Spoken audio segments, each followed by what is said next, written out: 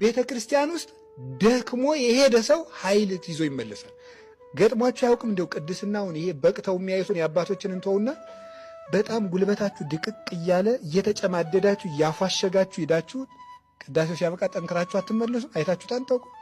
አዎ ባህል በላ ለቅዱስ ቤተ ክርስቲያን እስመ ሁሉ ዘጌሳሃብ ይሃይጻሙ። ቤተ ክርስቲያንን እንደምን አለሽ ሰላም ላንቺ ይገባል እንበላት፣ ወደ እሷ የሄደ ሰው ደክሞ አይመለስም ብሏል ቅዱስ ያሬድ።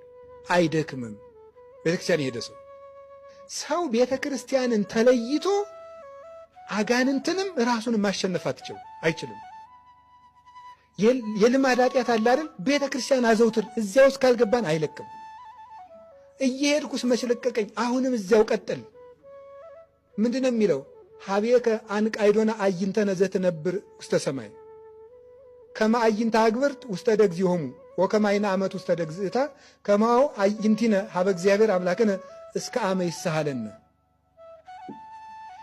የሎሌዎች ዓይን ወደ ጌቶቻቸው እንደሆነ የሴት አገልጋዮችም ዓይን ወደ እመቤቶቻቸው እንደሆነ እንደዚሁም ሁሉ የእኛም ዓይኖች ወደ እግዚአብሔር ናቸው። እስከ መቼ የሚለውን ዳዊት ሲመልስ እግዚአብሔር ይቅር እስኪለን እሱ በቃ እስኪለን ድረስ ከነበዳላችንም ቢሆን ቤተ ክርስቲያን ውስጥ እንመላለስ።